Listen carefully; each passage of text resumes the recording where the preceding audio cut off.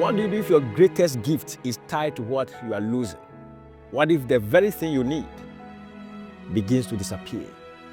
Welcome back to Purpose Chat, where stories from history meet the pursuit of purpose in present. Today we meet a man who changed the world of music without even hearing it. And I speak on one man who is called Beethoven. And I titled this episode, The Sound of Purpose. His name was Ludwig van Beethoven, and that is what I'm going to talk about. Beethoven was born in Germany in 1770. His father, a musician himself, recognized Ludwig's talent early, but also pushed him hard, sometimes with abuse and alcohol. He wasn't a child of prodigy like Mozart. He struggled, he practiced, he worked, but passion kept him going. By the time he was a teenager, Beethoven was composing. By his 20s, he was dazzling audiences across Europe. He had one dream: to compose music that moved the world. And that was his dream. Then the unimaginable happened. Beethoven began to lose his hearing. At first, it was subtle, ringing in the ears, but over time it worsened until he could barely hear at all. For a musician, that's like a painter going blind. For a musician, that's like a painter going blind. He was devastated. He isolated himself. He even wrote a heartbreaking letter, the Helio-Nestan Testament, where he confessed that he had thought of ending his life. But then something shifted.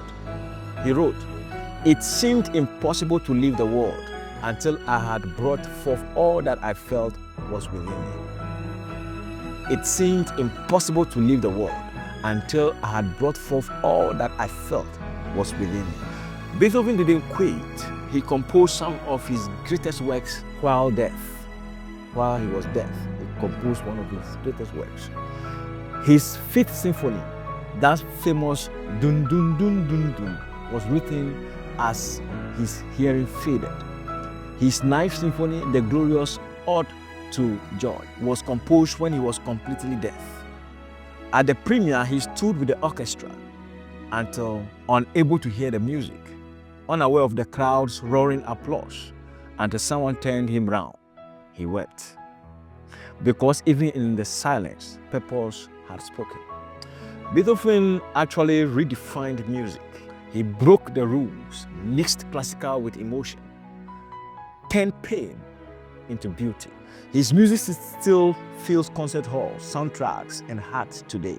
He proved this truth. Purpose is not about ease, it's about expression. Purpose is not about ease, it's about expression. What is the key takeaway from this man? Your pain doesn't disqualify your purpose. It can shape it. Whatever you're going through now, the pain you're going through, it can shape your purpose. Number two, limitations can become platforms for deeper creativity. When you are limited, try to dig deeper. That is where you will discover that you are creative. May you discover your creativity. Number three, you don't need perfect conditions to produce meaningful work. You don't need perfect conditions to produce meaningful work. Whatever environment you find yourself, do what you can to brighten the corner where you are. Number four, sometimes your loudest impact comes through your quietest battles. Your loudest impact comes through your quietest battles. Beethoven didn't let silence stop him. Instead, he composed through it. So if life has muted your joy, dulled your vision, or quieted your dreams, remember, the song in your soul is still worth playing.